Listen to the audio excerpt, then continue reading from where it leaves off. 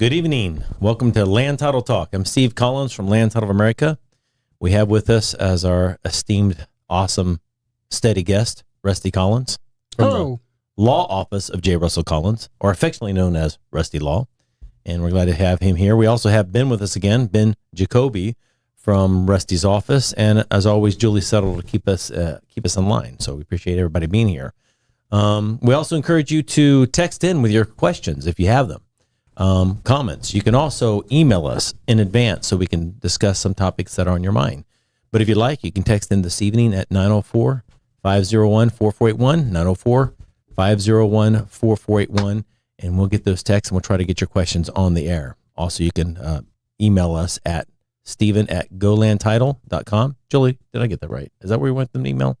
Where do Maybe after the show. Maybe after the show. They can make comments on the 904 Now app or the show right on our Land Title Facebook page. Excellent. So you can go to the 904 Now app, and go to Facebook. You can also go to YouTube and Rumble, which is pretty cool. And then, of course, our Facebook page. So, well, Rusty, what's going on in your world? Well, today is our daddy's 84th birthday.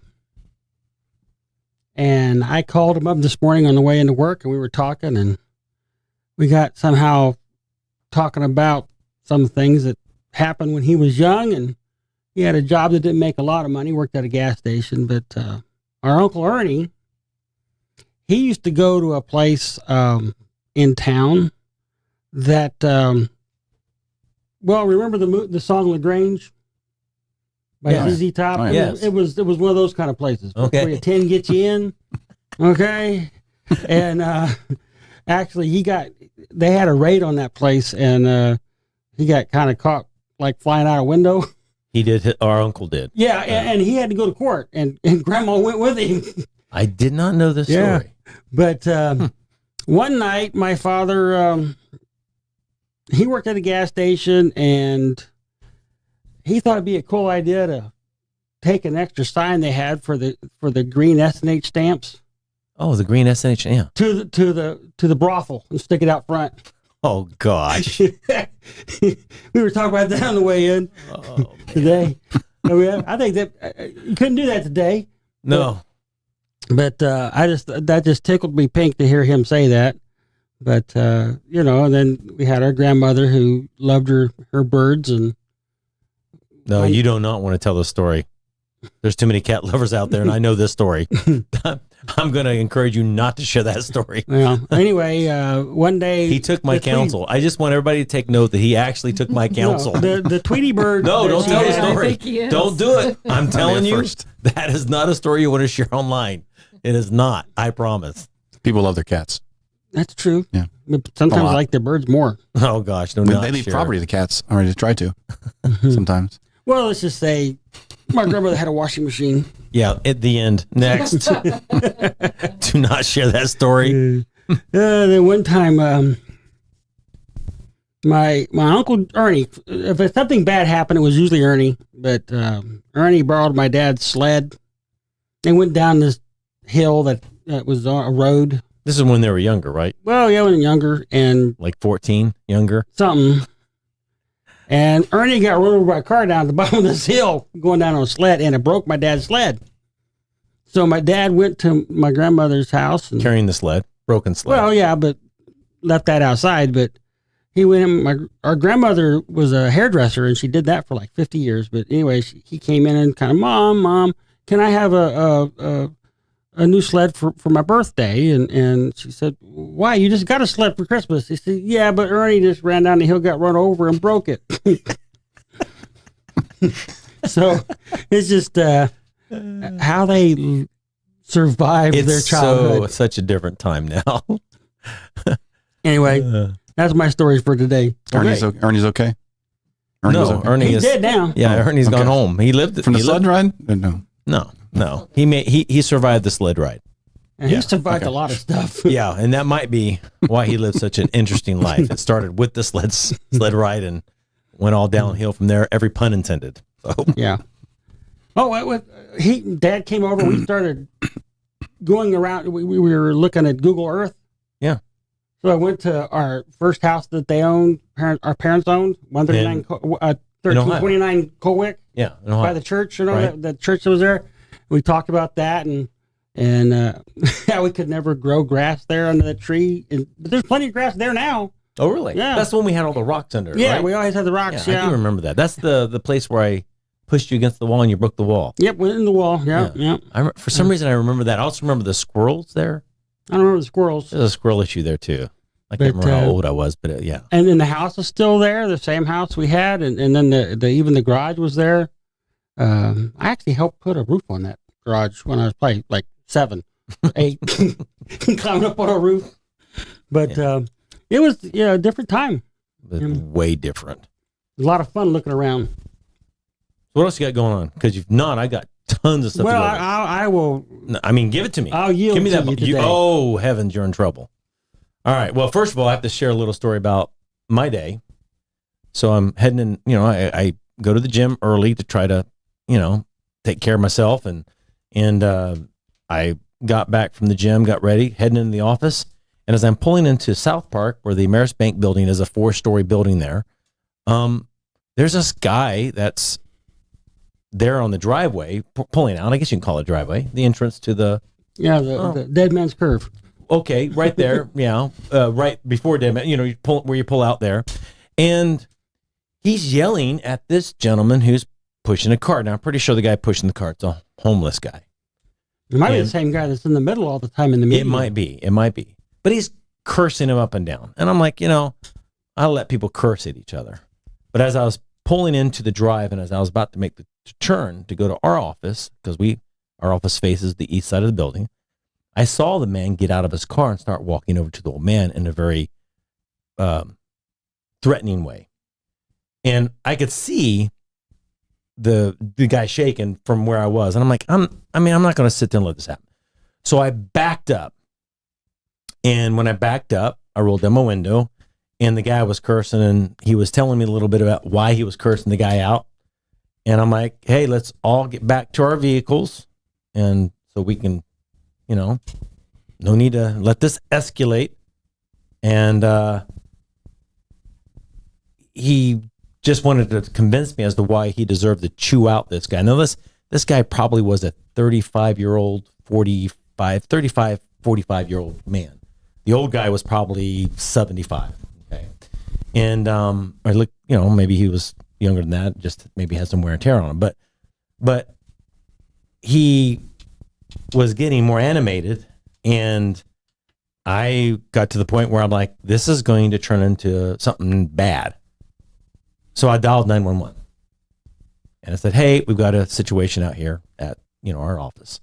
And then the guy looked at me, and the 45-year-old, and he's like, you calling 911? You haven't called 911? And of course, I have my name tag there. So he looks at me and says, Stephen from Land Title. And I'm like, yeah. So I said, just go ahead and stick around. The cops will be here. And he gets in his car and he goes to Walgreens. Well, I'm staying there because I called the cops already. I'm not going to disappear. I'm going to wait for them to show up. I thought he would have pulled off and disappeared. But no, he pulls to Walgreens. Then he gets out of his car and he starts yelling at this woman who was videotaping him. And I'm like, crap, I'm going to have to go across the street and deal with this guy. And I don't need to be on the front page of any paper or any newscast or land title owner gets in a fisticuffs. I don't need that. And I'm trying to gosh, man, I'm going to have to go across the street. Well, this white truck pulls in and jumps out and tries to calm him down and and I'm like, well, thank heavens. And then the guy in the white truck and the guy in the car start looking at me across the street, yelling at me, flipping me off. And yelling across the street, you blankety blanket, Stephen Land Title. I'm like, oh man, well, okay, whatever. So the cops finally show up. I'm like, yeah, let me tell you what happened. And I guess they took his name and stuff, and he left. And I said, that's great. And while he was pulling out, of course, he kept, flipping me off on the way out. I'm like, oh, whatever. So about, I don't know what time this afternoon. You remember what time it was? 2:30 or something? 2:30 or something. I'm in my office. And this guy comes blaring out. I don't recognize the guy. And he starts accusing me of calling him swear words, his employee swear words. It's calling. I just don't use that language. So I'm like, you can try that, but that ain't gonna work here. And it was funny because he came in, and what I did is I got up from my desk and I went up and I shook his hand. And hindsight's like, I don't think you should shake a hand of a guy who's belligerent like that. Well, then you got one hand. You don't want to get that close. But I shook his hand. And I said, yeah, you need to take it on out. And he kept mouthing off. And I think he came to the realization that he wasn't just in an office with me and a bunch of women. Rob stood up. Gideon stood up. I had a guy, my friend, in the closing room. He stood up, or he was looking in. And then Wade comes coming down. And he Wade to lose it. No, well, at that moment, I think he realized at that moment, he says, maybe I didn't think this thing through. But we were all calm. He was just yelling on top of his lungs. And I don't know. I don't know if he was making threats or not. But Wade just, told him kindly, I says, I can promise you he wouldn't use that N word that you're accusing him of using. Let's go outside and let's talk. And the guy still's fussing and yelling, and Wade just puts his arm around him, and I'm like, okay, you going out? I says, Wade, do I need to call anybody? He says, no, I don't call anybody. I said, all right, I'm cool with that. So he gets outside, and I can see them bantering back and forth, and I'm at the point where this guy's holding his hands up, and he's looking more animated.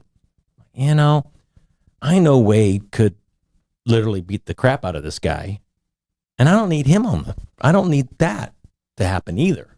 And plus, he's a carrying dude too. So I don't, Yeah, he carries. He carries. And I'm like, yeah. So I'm like, I dial 911 and have the cops come. But he ended up talking the guy down and taking him to his truck, and they shook hands, and he acted all nice. And Wade was just out there just telling him, like, hey, I think that was pretty bold of you to come in here not knowing what the circumstances were. So you must really care about your brother.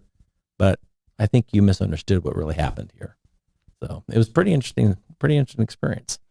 But, at least it was de-escalated. It was de-escalated, but those kind of things, the one thing I've learned as a 56-year-old man, that you have nothing to prove by arguing back.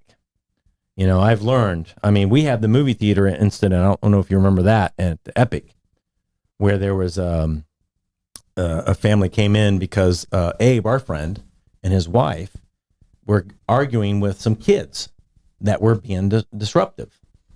And they left the theater and called their parents, and their parents came in, and there was an altercation there. And, I've learned that you just keep your distance. You call 911. Let the cops handle it, because what are you going to say? In the instance of my office, I had a bunch of witnesses, so I was going to be okay if something happened. But when you're in the middle of a street somewhere, you don't. And there's a little bit of he said, she said, is there not? There's a whole lot of he said, she said. And so what happens when he claims you own a company and you hit me first? Pray for video. Well, is there video right there? You would hope. You don't know. I don't know. So I think that the thing that we as human beings should remember is, I think, especially in St. Johns County, I can't speak for other places, I think we have a great police force. I think the sheriff office is wonderful. Love Hardwick. I think he's an awesome gentleman. And so I think the best thing for you to do is to don't get involved. It's interesting how you can just de-escalate a lot of things if you just walk away. Couldn't walk away in this instance because I wasn't going to let that guy beat that old guy up. Well, you came to the aid of somebody else. Yeah, I wasn't going to pull away. I wasn't going to ignore it. One thing to have somebody yell at you and swear at you, who cares? But in that instance, you can't just leave this old guy who, I really think this guy wanted to get his frustrations out on somebody. And I think he was at the point where I think he could have, hit that guy, hurt him, and left, and nobody would have known. And so I wasn't going to let that happen. But so I think there comes a time, and if he was going to have an altercation with a woman across the street, there was a lot of people there, so I probably would have never had to have gone over there. But there's certain things you have to do, I think, as just a citizen, or as a decent human being. But other than that, what do you got to prove? Somebody calls you a name, who cares? Walk the freak away. Because if not, you get into issues. Have you had any of these issues? I haven't. Yes, you have. When? You represented a girlfriend and boyfriend where there's all kinds of accusations one way or the other, where the girlfriend had her buddies there, beat up her boyfriend. Oh, yeah. Yeah. So, And it was horrible. He got messed up bad. He got beat up bad. Did anybody get prosecuted for that? I don't recall. Maybe. I don't think they did. I don't think anybody because they accused him. Nobody could prove otherwise. Well, that's the problem, and it's always been the problem, and it's whoever calls the law enforcement first, or whoever the cops believe the most at the time in the heat of the struggle. Right. And but we all carry stinking cell recorders. phones. Yeah. Okay. There should be no question as to anything that happens. Right. People should be taking out phones. I just think, though, be Well, smart. I don't mean to be obnoxious with the phone. No, but That's just be crazy. smart. Walk away. Well, that's the easiest thing Yeah. to do. Walk away. Don't worry, someone's videotaping it probably. If Well, it's actually, anywhere. I found out the lady across the street was videotaped, but I Right. didn't recognize she had been doing that. And I think that's why he pulled across the street, was to confront her. I don't understand why he'd have any reason to confront her. you She has the absolute right to record. yeah, but this is a hothead who doesn't know any better, and who knows what he was under. I mean, he may have been under the influence of something. We don't know. You just don't know. He'd just been having a really bad day. That happens. But his really bad day doesn't have to be your really bad day too. Oh. And sometimes you just have to learn to de-escalate. All I know is you came to the aid of somebody who probably needed some help at that moment, and that's all that matters to me. I didn't know what happened. I went to the bank today to swap out a check for a cashier's check, and they said, "You know what happened over there?" I said, "Heck, I don't know anything. I'm in my room. I don't have a window." I don't know, but you're right about the sheriff's office, though. They show up in force. They do, which is wonderful. I They always love come our with- sheriff's office. There came two, and there came two more, and then there came more. Yeah. And I was very surprised. I mean, they were on it. Assumption is that poor man was in the midst of crossing the street as he always does, and like Mhm. you call it, dead man's curve. The visibility is very bad, and people love to take that corner fast. I bet he almost hit him, and he took it out on him rather than self-reflecting. Yes, probably what happened. But I didn't see anything, so I'm just guessing. But again, I guess the point I'm trying to make is that I think that there's wisdom in just, walk away when you can. In this case, I couldn't, but walk away when you can, and don't engage. I don't think it's going to help you out, because you as an attorney have experience in this, and you see what happens. Well, I've when seen it's in that, such but- yeah. But sometimes a soft answer turneth away wrath. True. Sometimes, not Sometimes, always. yeah. Okay, but you don't know unless you try. Yeah. And I was going to the movies up in Jacksonville once, and I made a mistake driving. Okay, and I pulled out in front of somebody, and they had to slam on their brakes, and they came around to come yell at me, and I said, "I am so glad you were paying attention. I feel so stupid with what I did. I'm just glad you were paying attention. It diffused them." Yeah. Okay. Because the bottom line is we all need to pay attention. I made a mistake. It happens.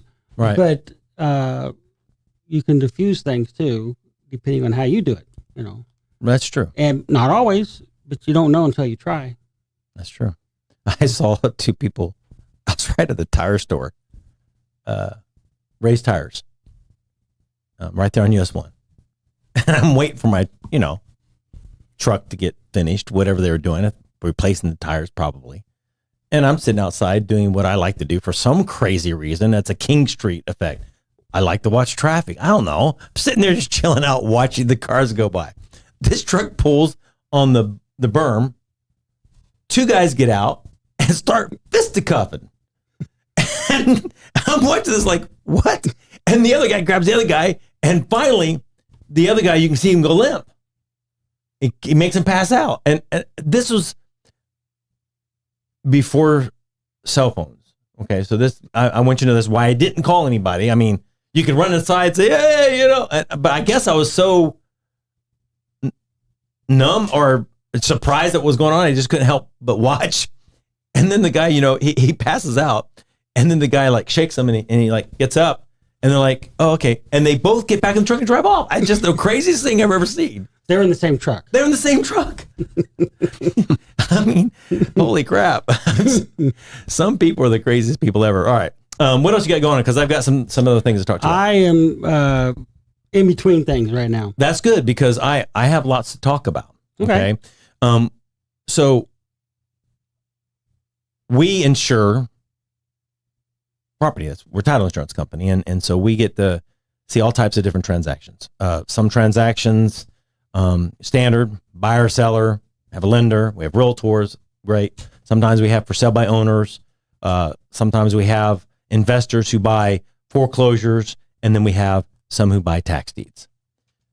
You know about this situation, so it's not like I'm going to share something with you don't know, but I like to talk about it because I'm a little bit, it's an interesting situation. We had a gentleman who bought a tax deed at the tax auction. Okay. Now, one thing that we want to explain to our listeners is that any type of an auction, it's basically what, as is, right? The title's as is, everything's as is. Okay. Mortgage foreclosures as is. Not only as is, but they're not guaranteeing anything on the title. No, you have to make that determination for yourself. Now, if you have subordinate liens that get wiped out, great, but there could be a superior But you need lien. a title company or a lawyer to look that over. You shouldn't be assessing somebody. that by yourself. You need somebody. Because there's great risk in buying distressed properties or buying properties that are being marketed. We have seen where a big bank has a first and a second mortgage. And they foreclose on the second. They foreclose on the second. Somebody looks at that balance and says, wow, that's a $40,000 balance on a $500,000 property. What a deal. What a deal. And they bid it up. And after they got their 5% that's at risk, and they get a little search, or they find out that's a second mortgage, and the first mortgage of $400,000 is still there. And they have to pay it. Unfortunately, I think that happened just last month. It may have. It happens a lot, unfortunately. Mm-hmm. Yeah, just a few weeks ago. You don't have to close. You can fail to pay the. Yeah, but when you don't know it, well, yeah, if and you pay the rest of your money, yeah, that's the problem. are you getting that money back? Nope. Nope. So you got to do your due diligence, and you should hire the right people in which to do that due diligence with. Okay. Now we at Land Title we can't help but always do a little bit of a marketing plug. We work with investors, and if they use us, and when they use us as a title company, we don't charge for that preliminary check because we want them to be able to buy it, make money so that we can have closings. We're transactional. We need closings. So we love helping investors maneuver around that, because if they buy something that they become stuck with, well, we lose them as a customer. They don't have the money to maneuver. They don't have the money to buy more deals. Sometimes you lose a good investor to a bad situation, and they get out of the market forever. Right, because they had a bad experience. Right. And you don't have to have a bad experience. And we need investors like that, because if we don't have people buying the foreclosures, buying the tax deeds, I think primarily foreclosures, we have a problem with our market. Lenders lend because they have that protection. Yeah. If we don't have investors buying that property at the courthouse steps, I think we compromise our industry, and then there's risk. Just like, we call them bottom feeders affectionately because they clean up the ocean floor of the stuff that's settled to the bottom, right? That's why we like catfish. That's why we like catfish. And shrimp. Shrimp. They clean up the ocean floor. But, we need these investors to be successful at that. I mean, yeah, it's sad. Somebody's losing a home. I get that. But if we don't have that protection, we don't have lenders lending people money so they can buy a home, so they can experience the great American dream of home ownership. So we got to have people that do this, we have to have foreclosures, and we have to have investors who buy the foreclosure. But you've got to be careful. The situation on a tax deed, and the same thing, the county's got to have money to run, right? Well, remember, the tax deeds start with the homeowner or the property owner fails to pay the real estate taxes. So there's a mechanism, because if you don't pay the taxes, then the county and state doesn't have revenue to do what it needs to do. So the mechanism is we have an investment for people who want to invest in these things, and they bid an interest rate for the tax certificate. For the tax certificate, right? If it goes the third year goes delinquent, then somebody who owns a tax certificate can apply with the tax collector to get a tax deed application done, and then they pay whatever taxes they didn't already own. From the certificates they didn't already own. The certificates they didn't own. And eventually it gets sold by the clerk, and the homeowner gets plenty of notice, or the property owner gets plenty of notice, and they have the ability to redeem up until the tax deed is sold. But and it's interesting from my perspective. You know, it used to be that tax deeds were considered horrible when you ran into them in a title search because it was 20 yees. You had to have they had to be 20 seasoned for 20 years. 20 years, or you needed to do a quiet title suit, which is not inexpensive. It can be expensive, and it sometimes takes a long time because you got to get service pay and for them process darn on attorneys. people. Well, but outside of that deed is He almost just glosses that over. Yeah. I'm just going to ignore that statement. Yeah, well, you know, yeah, silence is the better part of valor. We just talked about this a few minutes ago. Yeah. But the point is, a tax deed is sort of like a deed from the king. It's kind of the best kind of deed you can get, except for due process, which is very important in our form of government. That pesky little thing called the Constitution. Gotta love it. And so as long as everybody got noticed like they're supposed to get with the tax deed, or at least as long as the clerk did the thing right, did their job right, then the deed's great. And it takes out everything. It'll even take out unpaid association fees. And IRS. But it take out association fees. And if you understand anything about how association, whether it's condominium or regular planned unit development or regular real estate associations, they pretty much survive everything, or at least maybe they get 12 months worth of fees. Associations, yes. Yes. But here they go away, except for the person, when you become the new owner, you have to start paying then, but all the back stuff goes away. There are some things that are on the same level as taxes, which would be your certain municipal liens and the CDD stuff. Oh, whoa. Community Development District. If it's not collected in the taxes and it's paid separately, that is on the same level as taxes. That does not get extinguished in a tax deed. But you would think that if they're bidding on a tax deed for delinquent taxes, that CDD would be included in that. It's not. If there are unpaid You're CDD about fees, to... I know this. Don't challenge me. Bet your life. You want to wash my car? Okay, the CDDs are collected and paid when a certificate is purchased. They can be, but I'm just saying that lien or that debt survives the tax deed sale. The ongoing. No. Dude. The delinquent does. But it's paid for. Are you telling me that some tax bills don't include the CDD in the collection of those taxes? I've seen it. Okay, but that's an outlier. Okay. That's not normal. A lot of the CDDs are collected with the tax bills. And if it's not. Okay. I respect that. And I think I there's some respect stuff that. in Palencia that was that way. Okay. I respect that. And the municipal liens, when it's for improvements, the fines may or may not go with it. They may or may not be extinguished, but if the municipality municipalities stand firm, you'd have to fight them, and they're not going to capitulate. They're going to collect. Especially if it's for improvements or for like taking and making the property safe in any way. When they've had to spend money, fines are a little different, and they'll typically work with people that are going to fix up the property on the fines. Typically. I didn't say every time. Yeah, because we had one of the city of St. Augustine Beach. There's a $300,000 municipal lien over some kind of pissing contest over some kind of violation or whatever. And they were not going to come off of that. That's what I'm involved in? I might be. I don't know. Are you involved in that one? I'm involved in one with the foreclosure. Oh, maybe. But anyway, because I don't know. That's a whole nother topic. But the point is this. Not everything gets extinguished with a tax deed. Most things do, but not everything. Now, CDDs, now that you told me, didn't know that. Municipality liens, right. And easements survive.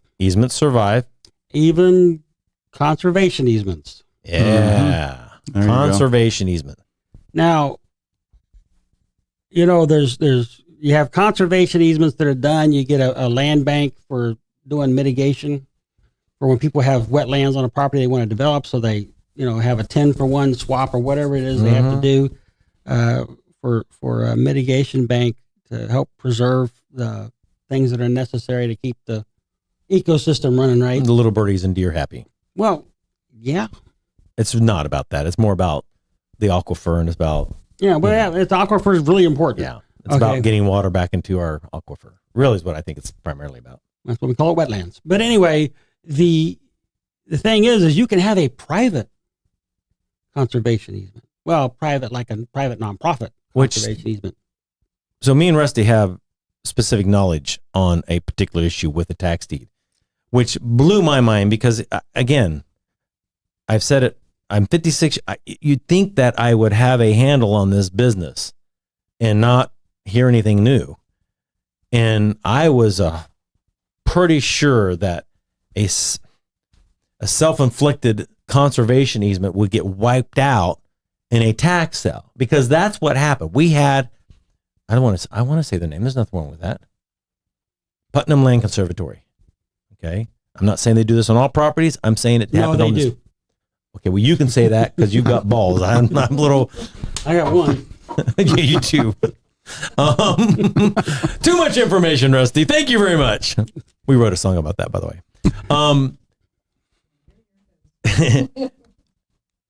They buy property, either it be a tax deed, doesn't matter. They buy property. And then what they do is they put a stinking conservation easement on it. And then they don't pay the tax. And then they don't pay the taxes. They pay the first year, but that's it. Do they pay the first year? Yeah. I don't know about that. But they don't pay the taxes. And then some unsuspecting investor gets buys the tax deed. Killer deal. Right. And they come to us, and it's very frustrating when I have a client come to me that spent thousands and thousands of dollars on these lots. From Flagler State lots. They got 4 lots. And they're not like yucky lots either. They're beautiful lots. And they wanted me to come do a quiet title suit. I wanted you to do a quiet title action. I wanted you to make this freaking easement go away because they owned it. They gave the easement to themselves. Well, they didn't give it to themselves directly, but yes, they did. They put it on there. There's enough separation you can do that. The law allows for it. Okay. Steve Collins owns a lot. Steve Collins gives himself a conservation easement. It stays there. I hate it. I want to challenge you on it so bad because it doesn't make any sense to me. Stephen Collins gives himself a mortgage that doesn't do any good. Right. You give yourself a mortgage is wiped out in a tax deed anyhow. Right, but a road easement may or may not survive. In other words, to yourself, an easement to yourself. All right. Okay. Okay. You're not separating. I mean, that's a whole nother topic. Yeah, but I'm just saying, easements. The road easements will survive especially if they're being used. Right. Okay. But the conservation easement will survive for sure. And I have not checked you. I didn't go behind you. I didn't call any other attorneys. I mean, you're 100% sure. I am 100% sure. There's a statute. I wasn't looking at case law and trying to figure stuff out. And just to be clear, for people who might not know this, the conservation easement basically means you can't ever build anything on it, right? You can't go out there and pass gas on it. You could put an airboat on it, maybe. You can't mow it. No, not even. You might be able to hand clear parts of it, depending on what the conservation easement says. So this guy bought 4 parcels of land that he can do nothing but maybe pay taxes spent thousands of dollars on each one of them, and he can't do anything on it. The only thing he can do is pay the real estate taxes. Can he pitch a tent there? And no. You can feed the deer. Feed the deer. I don't even know if you can do that. Right. And the thing is I know the attorney very well who does this, and it drives me nuts when I see him. But he's an environmentalist. I call him my favorite environmentalist wacko because he lives what he talks about. He believes in it strongly, and he's not releasing those easements. Oh no! I don't know if there's any. No, I don't think there is enough money you can give him. You know, I always say that anything can be purchased at the right price, right? No, I don't think with him. But conservation easements. So the bottom line here is, if you're going to buy tax deeds, that's good. We need that to happen. We need people to invest in tax certificates. For some people, it's a great investment, and you know, there are groups that's what they do. Big, you know, you can do a hedge fund that way if you really wanted to. And then because they know somebody's probably going to buy it, and if that doesn't happen, you know, you've got a certain number of years to apply for a tax deed, and it keeps real estate moving. We like the real estate to move, but you need to do it with your eyes open. You need to do your due diligence. With a sheriff's sale, there's great deals at sheriff's sales when they come up, but you're taking it as is, and there's not much gets wiped out there. Okay. When does a conservation easement expire? When the world explodes. Yeah, That's a long time. Hopefully. If that meteor that they keep talking about hits us in 2020, then the conservation easement ends. 2031 or whatever it is. Conservation's extinguished. It probably will. Well, Okay. along with the records. Yeah. Okay. So we had another situation, and we had one of our favorite mortgage brokers call us up and tell us that they had a client that has bought this lot. Great deal, by the way. Probably too good. No, Okay. it was just a good deal. All right. I mean, it's Jacksonville. It's in a platted subdivision, Rusty. Okay. Lot and block. One of the older subdivisions. Okay. What could go wrong? It's Jacksonville. Well, besides that. So here's the thing. He's got this lot. He's got his plans to build this house. He's gonna sell it or put a tenant in there, whatever he's gonna do. And he decides that instead of, you know, he's gonna borrow money. I mean, he's gonna get a construction loan, but he always does a little bit of pre-work. So he's already got the land somewhat cleared, and he's got a permit from the county. He got a title policy when he bought it. Somehow, the person who originally owned these lots about 15 years ago had 20 of them. Vacant lots, random lots throughout different subdivisions. And he put a freaking conservation easement on all of them. And nobody noticed? Well, the title company put it as an exception. Do you think he read his title exceptions? Only if he's prudent. How many prudent people do you know in the world? Very few. That's why title company's supposed to deliver all the exceptions with their title binder. Well, and to make it worse, read them. guess what? On the property appraiser sheet, as one of the conveyances, they list that conservation easement. Okay. That's kind of dumb. So we've got a guy, you know, I guess the moral of the story is, one, I think there's a place for attorneys when it comes to real estate closings. Okay. Yeah. I don't think attorneys should write title insurance because I think there's a conflict. If I'm writing the title insurance and I'm your attorney representing you, I think there's a conflict. Would you agree? Could be. Could be. No, there is. I'm not Because when the big on- proverbial shishi hits the fan, who are they going to use to represent them? The attorney that writes the title insurance? Could be. No. It might. No. You're wrong. They have a contractual obligation to the underwriter, do they not? To represent them? Yes, no. They have a contractual obligation to fulfill the terms of the title binder. They have to protect their underwriter. Okay? And so if I'm the attorney and I'm writing the title insurance and I say I'm representing you, that's a conflict. It's a conflict that's been accepted then. Well, that makes it right. We're the lawyers. We write the laws. Yeah, that's the problem. But my point is, there is a place for lawyers because I tell you that looking at those exceptions on a title commitment can be vital. So when you buy property, you need to know what exceptions there are because those exceptions will tell you.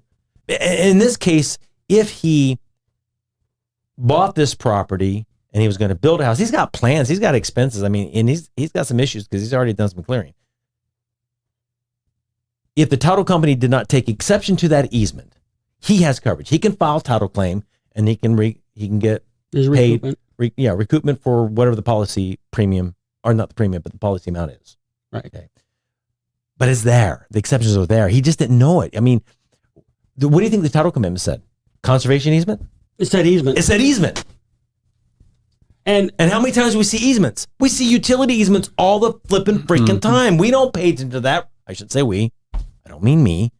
I mean our people out there who buy property and sell property. It's just common. You buy in a big subdivision like mach-e. How many exceptions do you have? How many easements are listed on that stupid title commitment? more than should be. More than should be, yes. But a bunch. Oh, yeah. I remember doing a case back in the early 2000s for title insurance, and the underwriter, or no, not the underwriter, the attorney for the buyer wanted a copy of all the exceptions. Mhm. It was basically a case of paper. I remember that. Yeah. I think we both worked on it. Yeah. And there was a notice about some kind of a real estate contract that was done there, and we had to go find it because it wasn't recorded anywhere. But he wanted everything. But that's his job, and I do that. Now, I don't usually make title companies give it to me. You just go get it because you're a nerd. Because it's quicker. Yeah, you should make the title company get it. I ain't got that kind of time. But the real estate contracts typically say they're going to deliver a title binder with the exceptions within a certain period of time. And then you have a certain period of time to examine that title binder and make any objections to it. How many do that? Most of the people who are not represented by counsel, they don't do that. But typically, and I've seen attorneys who are writing title insurance not do that. Okay. Just agree with me. Hey, if the seller's paying for it and the seller's issuing title and the buyer's the one being insured, where's the conflict? Because when the seller gets sued for the warranties on the deed, who are they going to go to? They go to their attorney who did the title work, and guess what? They'll fight it. He's not going to sit there and represent him in fighting his own underwriter he has a contractual obligation to. You're full of crud. Well, if you have a warranty deed and the title company backed it, now they might go after they could go after the seller if the seller who called the problem. Okay. No, bull crap. Under a warranty deed, that seller is liable for everything that's ever transacted on that property, whether or not they caused it. I understand that, but I'm talking as between the title company. And even if it's a special warranty deed, they're still liable. They have got to prove that they don't have knowledge or liability. What I'm trying to say, though, is if the seller did not cause the problem, the underwriter who insured it will be sticking up for him. Probably. No. Because they have to defend the title for the buyer. No. Yeah. They defend the title, right? And they pay a claim. The total failure of title. Who are they going after? Probably the title agent. No. The seller, Rusty. They can. Not can. I've got a case in point. We had a lady. I've told this story before. Lady. Ordered the Charming homestead. What could go wrong? Lots of things. But the judge signed off on it. She's the only heir. Dad was 65. What could go wrong? It's homestead property. Was he married? No. Okay, what's the problem? Nothing. It's perfect, right? Could be. Could be. It's perfect. I'm not stupid. There's no absolutes in the real estate. Did a closing. She signed a warranty deed. Okay. Guess what we found out 2 years later? What? Dad had a girlfriend. And? She got pregnant. Oops. And she has a baby. We have a minor child problem. And who owns that property? Minor child does. Okay. When the title company pieced everything together with the maternity test and all that kind of great fun stuff, and did the daughter know? Maybe. No, she didn't. Okay. Well, maybe she ignored it. I don't know. No, she didn't know. She didn't know Dad had a girlfriend. Okay. Talk to Dad more often. Well, maybe so. But sometimes these things are just more convenient, kind of sneak off. And maybe it wasn't a girlfriend. Maybe it was something else. It just sounds nice to say girlfriend. Could have been something else. He had a friend. Friend with privileges. Nonetheless, what did the title company do? They paid the claim because the girlfriend's, the mother of the child wanted what? Money. And what did the underwriter do? They wrote a check. And then what did they do? They went after to recoup that money. From who? Anybody they can get it from. Starting with the her, seller. Yeah, with the her. seller, who had no knowledge, nothing. She should have got a title policy when she inherited the property. Could have. Okay, Didn't. but if she had an attorney representing her in that transaction, Rusty, okay, and that attorney looked at everything and says, you're good. I'm representing you, and I'm writing the title insurance because that's just what's going to save money. Okay? What happens when she gets sued by that attorney's underwriter? What is that attorney going to do? Oh, there is a conflict. There is a big conflict. If he wrote the title insurance, Yes. he can't defend against that. That would be a conflict. What would be better if she had a separate attorney? Right? Maybe. Oh gosh, I hate that maybe. Such bull crap. There are The very answer few is absolutes. correct. That's the answer. Correct. I know that the Florida bar has figured out a way to. Of course, they make the rules. Right. Yeah. It's, to me, conflict. I have no problem with attorneys who write title insurance because I will say, and I don't like to admit this, there's one in this town that I really like and very knowledgeable. Not going to share the name on this show. By the way, my competition is, and here's their phone number. I'm not going to do it, but they're very good. And they are a great title company, but they're smart. When they play title company, they're just attorneys who write title insurance. When they represent, they don't write title insurance. That's the right way. Do you agree? I think there's wisdom in that. Tell you what, these conservation easement things, this is a great case in point with all the other stuff that can happen. You as an attorney, I think it's a really intelligent thing that when you're buying real estate, it's good to have a transactional. You're a transactional attorney. You tend to charge transactions where you a flat fee for reviewing things, and I think there's something to be said about that. That when you're buying real estate, yeah, we don't want to spend money. I get it. We want to save money. Well, then have them order your car without seatbelts in it to save you money. You know what I'm saying? It's just stuff like that.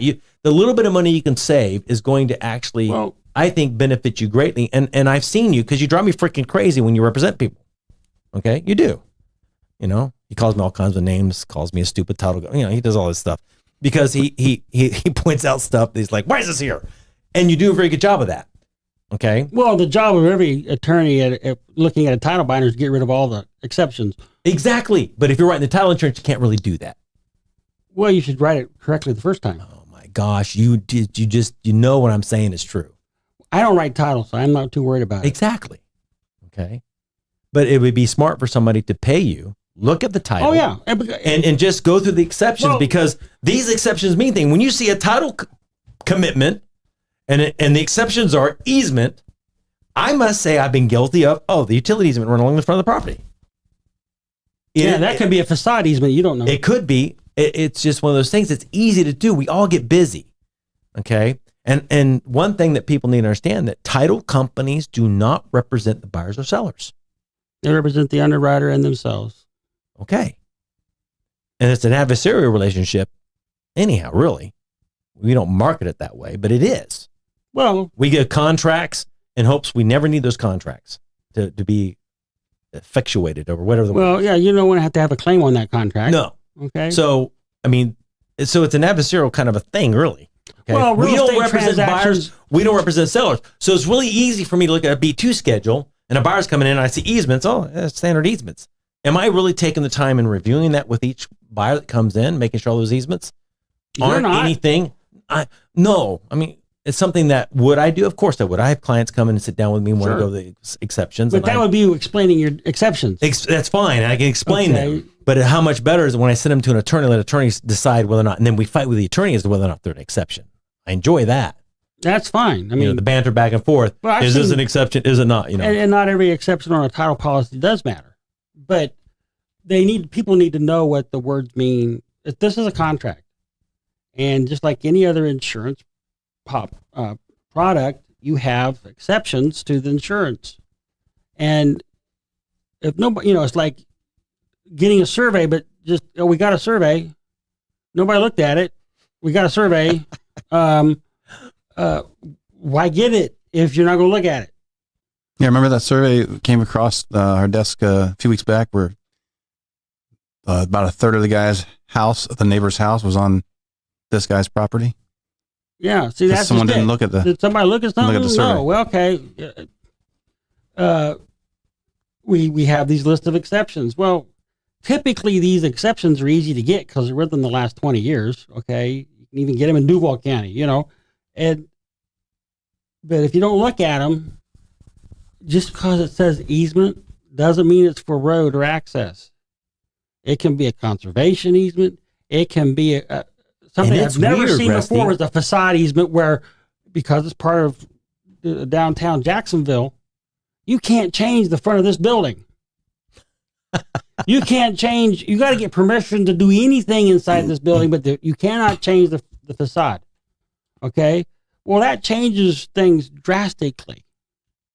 It just says easement on the title policy. Nobody had any idea because nobody looked. Nobody looked. So that's why, and some things, these words mean things, and sometimes they're a bigger deal than they look, and sometimes they're not as big as they look. Just depends on what it is. Just understand them. How can people protect themselves from that kind of thing? Great segue, Mr. Attorney Man working. I'm not an attorney man, assistant man working for a law firm. Get an attorney. I think the best thing is, and find a transactional attorney. And I'm going to promote you all day long, because what do you charge normally to review a title commitment and closing docs? Depending on what's going on, $400 or $500, not a whole lot. And it's not a lot. But the point is these real estate contracts, they have deadlines. Right. Okay. You have, some people think that if your contract is subject to financing, I didn't get the loan, give me my deposit back. Maybe. Okay. Because there are other things. You're deemed to have had financing if you don't. Well, right. So you have a certain period of time to get financing. Maybe it's 30 days. There's no such thing as a loan commitment anymore in a residential transaction. They want loan approval. Right. But yeah, so if you've done your due diligence and you're not getting a loan approval yet, and you wanted to be able to walk away if that's necessary, then the contract says if you don't cancel, it's like you waived that provision, and this is a cash sale. So if you don't close, you lose your deposit. Or if you have a due diligence period, you got 10 days. Well, what happens if you can't get in to look at it for 9 days? Well, maybe you ought to ask for an extension. Right. Okay, because these are things you would look at if you charge somebody $400, $500. I have a little spreadsheet I make with deadlines on it. Okay. By the way, this show brought to you today by Rusty Law. I'm just here. But the point is you make a spreadsheet that shows the deadlines. When does the title binder due? When do we have to look at it? But is that all included in your fee of $400, $500? And so you look at all that stuff and... somebody comes in, they're getting a loan, they're getting a house, brand new house from one of the big developers, AB Homes or Dream Finders, whoever it is. They come in with that 60-page contract. Right. Now, that contract they should turn into a street. It's called one way. Okay. So there's nothing we can do about the terms of this contract. Right. But understanding them would be very helpful. It'd be good to know what the deadlines are, because if you don't meet certain obligations with the deadlines, then you lose your choice of what color carpet, what color walls. They will start making decisions for you because you did not make the decision within the time period. Right. So you may not be able to change those terms, but you need to know what they are, so you know what your obligations are. It's very important. That's why I think you should get counsel. It doesn't have to be expensive counsel. But don't get an attorney that writes the title insurance. You can get an attorney to write your title insurance, but don't use that attorney to represent you.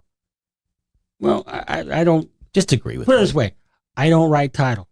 Just agree with me. Who are you going to piss off? Family. Who are you going to piss off? I have no idea. All right, then just agree with me. Well, you know what I'm saying is right. I think it's better practice. He used to be a title guy that became a lawyer, and as soon as he became a lawyer, he became more difficult. He metamorphosized into this creature I don't even recognize. There are very few absolutes. I get that, Rusty, but this is an absolute. There's black is black, white is white. There's no way to read into this any differently than don't get your attorney to represent you when they're writing the title insurance. That's a simple thing that you can actually commit to. I'm not going to do it.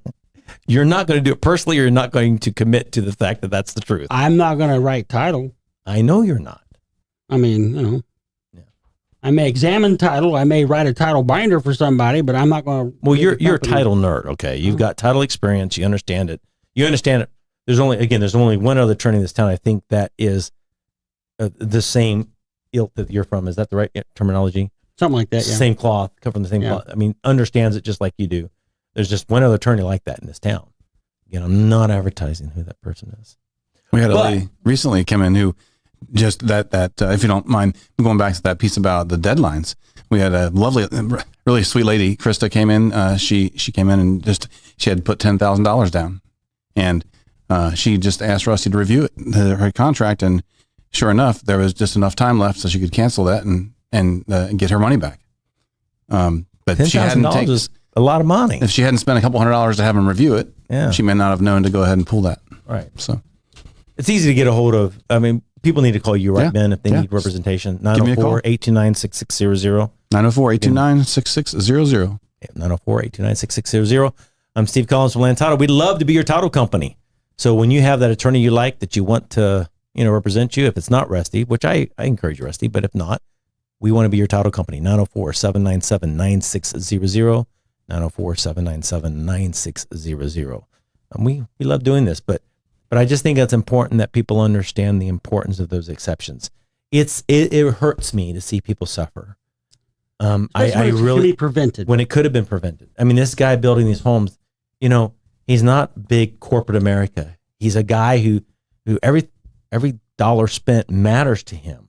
And now he's got this property that he has no recourse on because the title company took exception to the easement. And he's got work. And I don't know what kind of liability he has because the people who hold the easement, what could they do to him? They can force him to fix it. Well, how do you fix it when you've already cut down trees, Rusty? You replant trees. You replant trees. What kind of trees? Expensive trees. Okay, exactly. I mean, it's a nightmare. I mean, you think about this too. You don't have to be evil to do wrong. No. Okay, you can screw up and do wrong. You can have a great attitude, love the environment, and still screw up on a conservation easement. Yes. Okay, so nobody's accusing anybody of doing something on purpose that they knew was wrong. And the permitting departments they're not checking that. And I mean, we've had issues where there's, jurisdictional wetlands. And, that's not necessarily an easement thing. That's a whole nother topic we'll bring up, about investing, about, trying to look out for that. A whole nother topic. But there's been actual easements with DEP or the St. Johns River Water Managed District. And people didn't pay attention. It was on their title exception on their document. It could be just a little small one. And they didn't give it the survey. The survey didn't put it on the survey. They didn't know, and they impact that. The consequences of that can be devastating. Is there a worse word than devastating? Well, because I mean, we've seen it to where they not only they go out there and they make you fix it. Well, the problem, and if you don't, they fix it, and then they file judgments against you, and then they're pretty nasty with that stuff. Some of these agencies have force of law. They have policing. You can be on the wrong side of a crime and not realize it. Right. So, and sometimes it doesn't matter if you didn't mean to do bad. You thought you were doing right. Yeah. Your attitude, your mental. There's no mens rea requirement, which is the bad heart. You don't have to have bad heart to have something. There's statutory liabilities. Right. You break it. You bought it, and or you may have to buy something else that's real expensive to replace it. And they have enforcement ability, and that can be scary. It is. That's why you do your due diligence. Do your due diligence. Okay? Get an attorney. Real estate doesn't have to be scary. Doesn't. If you get the right people involved, it doesn't have to be scary. Some of our smartest investors we know require us to make sure that they're getting what they think. Okay. Right. That's why they're successful and smart. Sounds like the theme of the day. Stay calm and get the right people involved. Yeah. All right. Well, this has been Land Title Talk. We appreciate you tuning in with us. This is a weekly show, so we're going to be back next Wednesday at 6:15. We hope that you'll join us live. If not, we appreciate you watching anytime. And again, I'm Steve Collins from Land Title. You can reach me at 904-501-4481. That is my cell phone because I want you to be able to reach me on my cell phone. 904-501-4481. love texting, and you can text questions for the next show. We'll write it down. You can also email us questions, and we'll try to get to those too. But Rusty, how do they find you? You call Steven at 3 o'clock in the morning, 904-501-4481. It's probably the best way to get a hold of Rusty. He's a blood-sucking attorney. So, but you can get a hold of Ben, 904-829-6600, because if I have my way, I'm in court somewhere having fun. That's true. Call me. And Ben, we appreciate you coming as always. Absolutely. We like you being here. So as much as possible, we'll invite you back. And Julie always keeping us in line. I appreciate that immensely. But this has been Land Title Talk. We'll see you in a week. Thanks.